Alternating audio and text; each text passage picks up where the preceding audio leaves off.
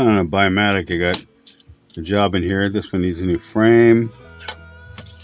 Got some bad wheels in it. I'm going to replace some wheels. This one doesn't look too bad, but it's got some low zeros. So this is what I do. Okay. This is what I do for the Bimatics. Okay. This is how I take them apart, and then I'll come back when I have it cleaned. Okay. Screw. Plunger springs. This is an H. Signifies low plunger. So call these hooks plunger hooks. It's the only numbering machine that goes forward and reversed. The only problem is that they're a lighter metal alloy than the German metal. You can even tell the difference in the metal. These ones break down faster. These take a lot harder pounding. But more abuse. Okay, it's Gothic. It's called a little pistola. When you tighten the screw, this is forced outward. Where are you? You're gonna go. Yeah, that little pin. You see it. It gets pinned. It locks into that. I don't know if you can see it. It's a little gear. It's in here. See if I'm able to take this one apart all the way to show you the difference. Okay, have this. Poke the bar out. Drop all the retaining poles. Drop a bar.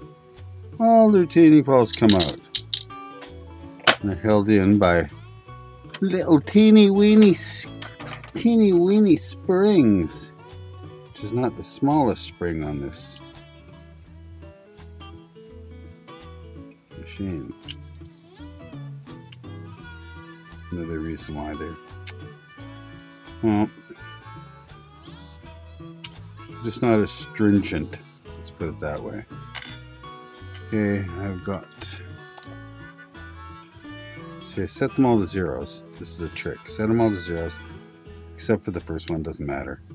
Take this. It's called a magic wheel.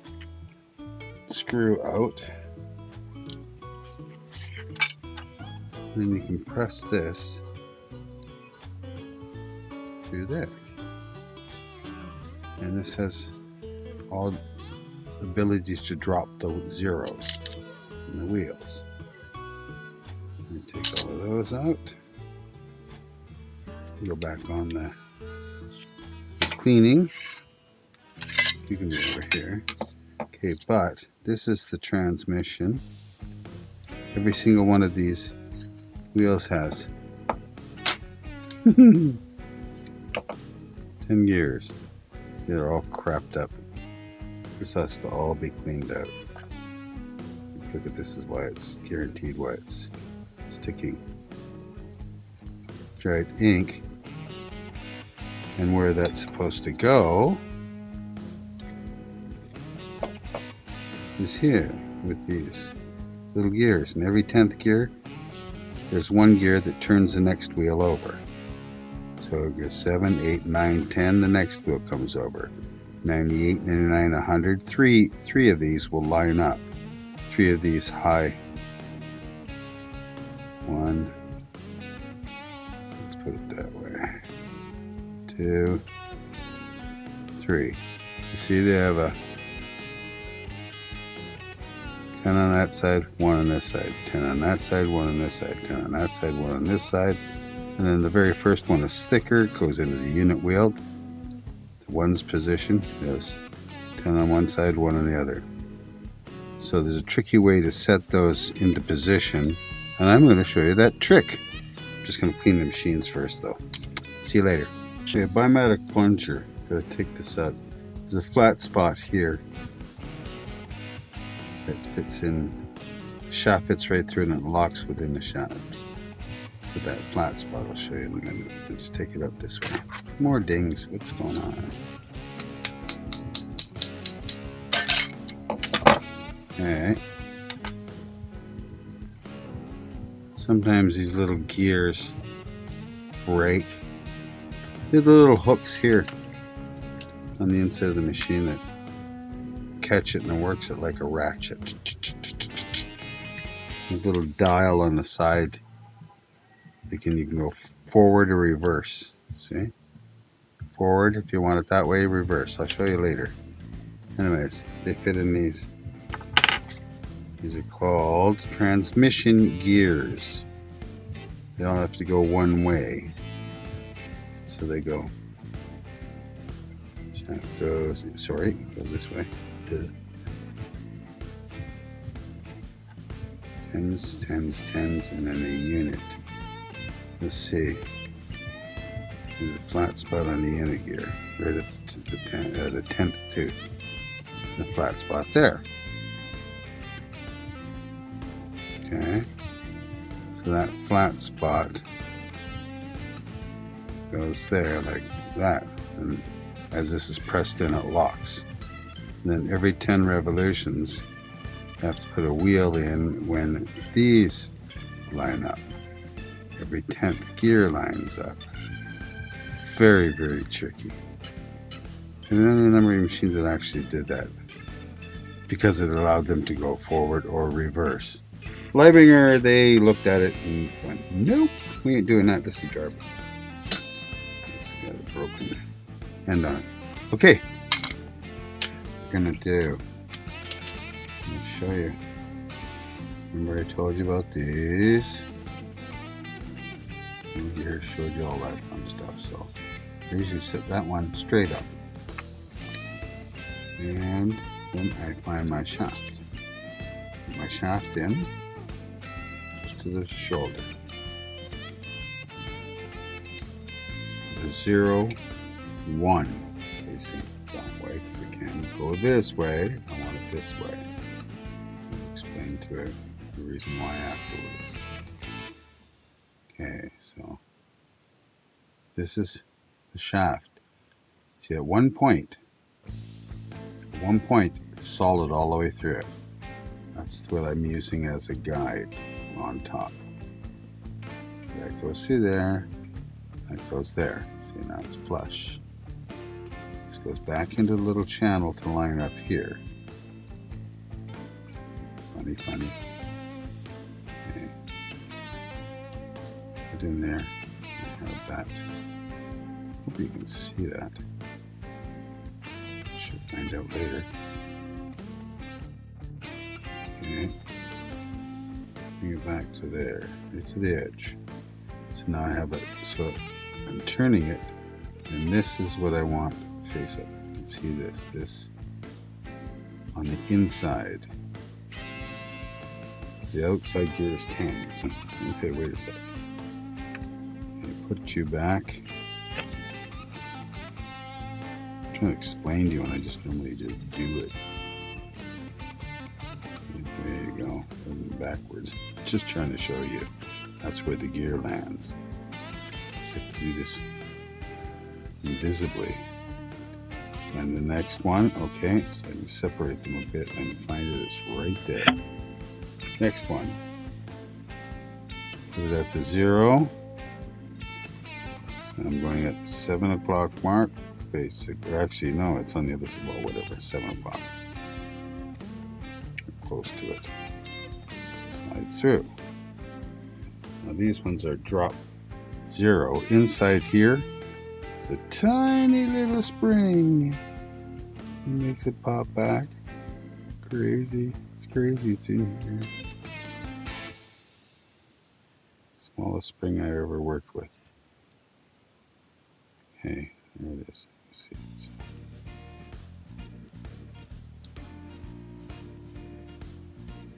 You have to put it through the transmission that way, or else the wheels fly all over the place. And people who have tried to repair these absolutely know what I'm talking about.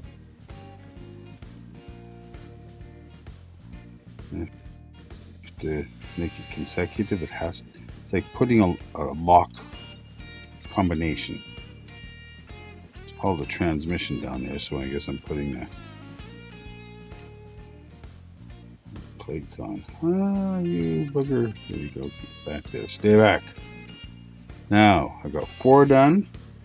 These last 2 I have to put in at the same time. So I know it's already at 7 o'clock. So these last 2 I put in like this. Both at the same time. Try and drop it right into the same position. There, just like that. I put this through here to lift the zeros. Fluff. Okay. And then just wiggle that a bit, and that pops in there. Now the shaft is flush. See? Now I know that this position here has the solid all on top. Okay, that's what I need to do. Do the same for that one. Then I'll come back and I'll show you how to put the retaining pawls on and go from there. Next! They cleaned it up and repaired the replaced the wheels that needed replacing. Now I set it all to zeros. I don't know whether you can see just that the 0 peaks on top of the other number. You see it better when I get the retaining pawls in. Anyways, let's do this. 7 retaining pawls. Springs. Come on. Oh, believe me, there's smaller ones than these. Oh, the machines. Crazy.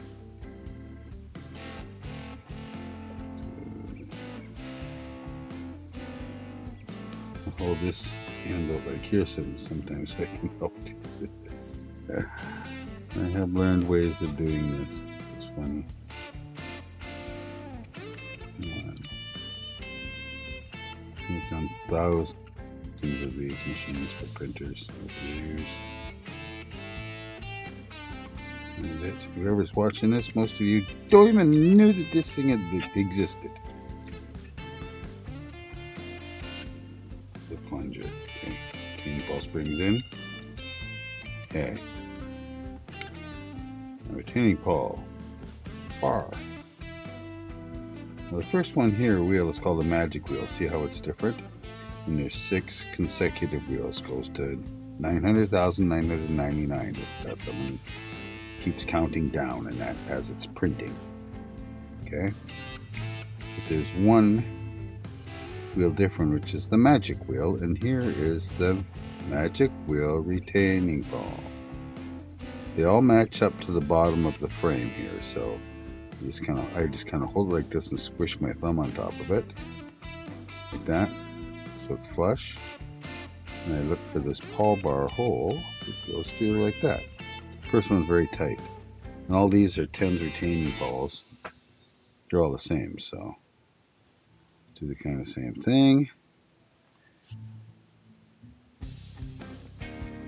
You know, push the needle through, and they all have tension on because of the spring here. I'm back pressing.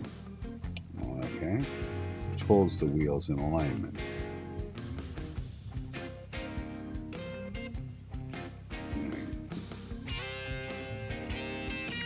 Don't drop these on a shag rug, any of these parts. I first learned that many years ago, back in the 80s. Okay, now you get to the end. It's a little tight, but there's a hole that recedes into the hole. I just take a screwdriver, press the retaining pawl in with my hand, and just lightly push on the ball of that, and she countersinks into the frame. And I want it under flush. I want it under the frame. I don't want it flush. I want it under. Now you can better see the height of the zeros. Because I can go like this with the magic wheel, and all of a sudden, well, these are 2 solid wheels. All 4 of these zeros go. So when you don't have you want 500 tickets, you don't have 5 zeros. So anyways, I check the zeros, bring it up to position 1, 2, 3. How many more zeros? 4 zeros. all the zeros are showing, so that's pretty good. Okay, take my plunger, and that's called a director disc. No, what's it called? It's called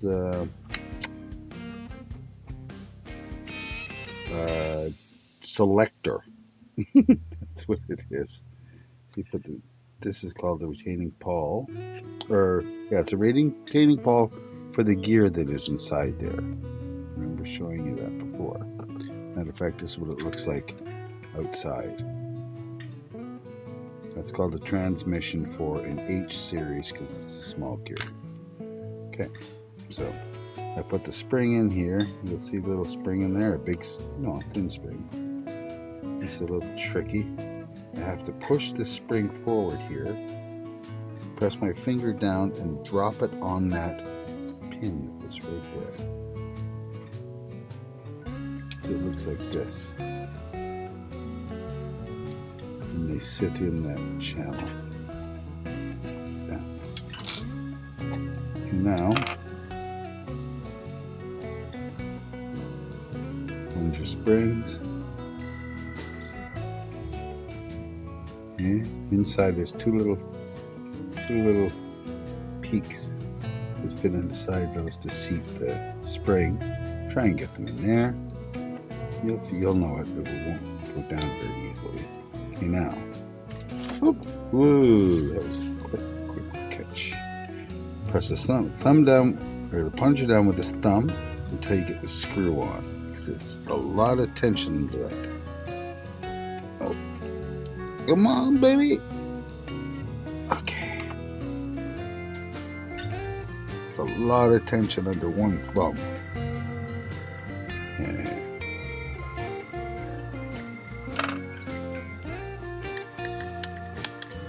Okay, that's not what I want. Make sure it stays down.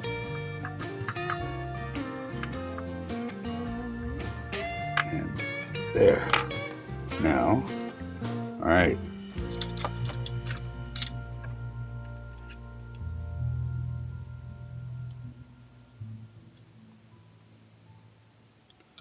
Let me just see this for a second. There's your selector. Want to count down?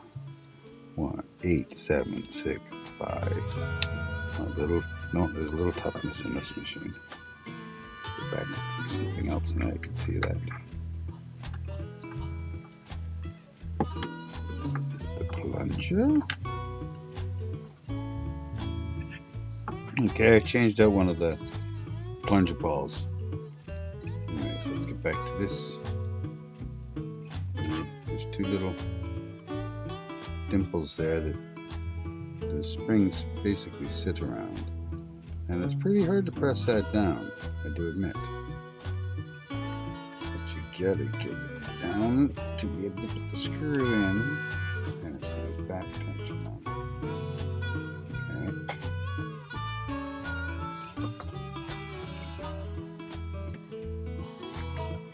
Okay. Alright. Not a crazy cinch, but a good one that's going to lock it there for a while. Now there's your plus minus dial. Plus means count up. Let's go to plus.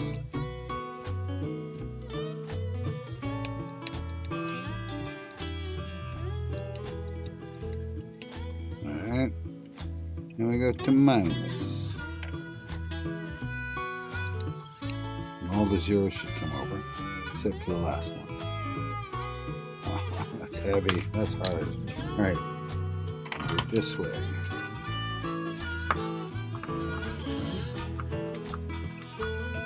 Which is hard. All nines. Okay. Couple less. Let's bring it over the front.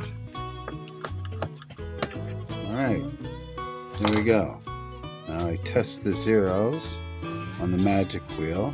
It says no wheels are sunk, so all the zeros are super high. I go to 5 and all of them will come down. This is a solid wheel here, so it's actually 4 of them will come down. And as I bring the zeros up again